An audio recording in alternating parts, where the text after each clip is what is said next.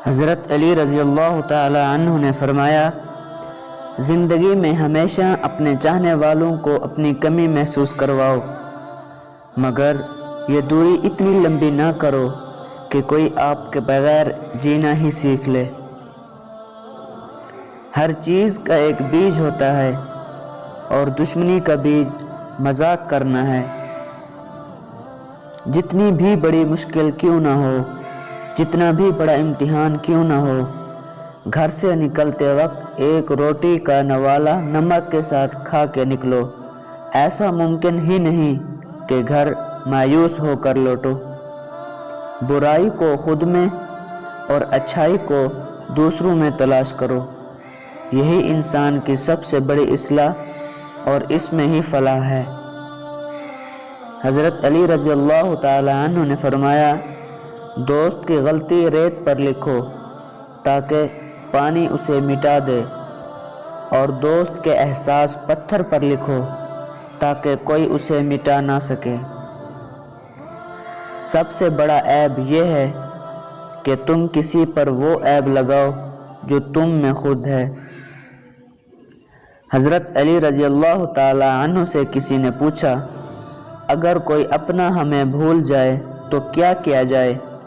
شیر خدا نے فرمایا، کوئی اپنا ہو تو کبھی نہیں بھولتا، اور جو بھول جائے وہ اپنا نہیں ہوتا۔ رزق کے پیچھے اپنا ایمان خراب مت کرو، کیونکہ رزق انسان کو ایسے تلاش کرتا ہے جیسے مرنے والے کو موت۔ گناہ کو چھوڑ کر باقی تمام معاملات میں لوگوں سے اتفاق کرنے کا نام حسن سلوک ہے۔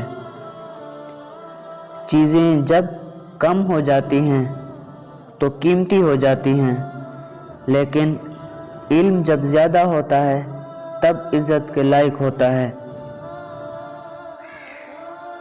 حضرت علی رضی اللہ تعالی عنہ نے فرمایا، وہ بھلائی بھلائی نہیں جس کا انجام جہنم ہو، اور وہ برائی برائی نہیں جس کی عاقبت جنت ہو۔ جنت کے علاوہ ہر نعمت حقیر ہے، اور جہنم سے بچ جانے کے بعد ہر مصیبت عافیت ہے۔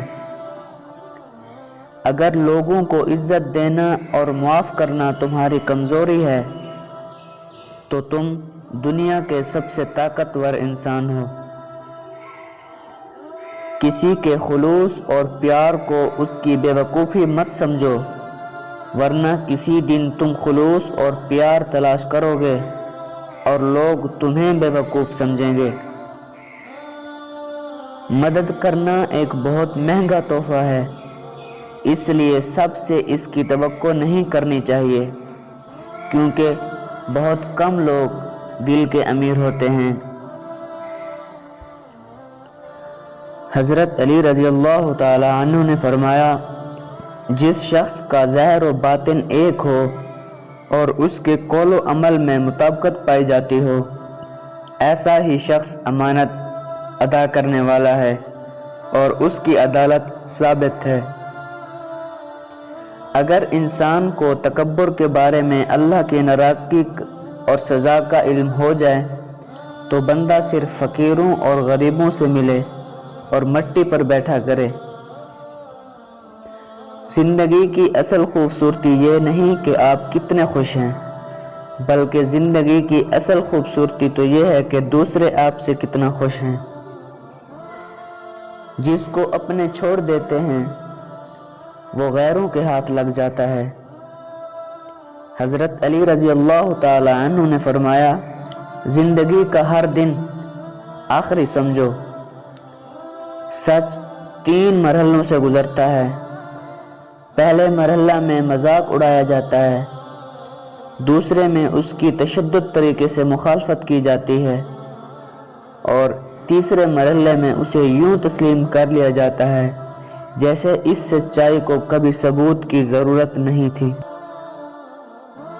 اس ویڈیو کو شیئر ضرور کیجئے، ہو سکتا ہے آپ کے ایک شیئر سے یہ بات کسی کے دل میں اتر جائے۔ جزاک اللہ۔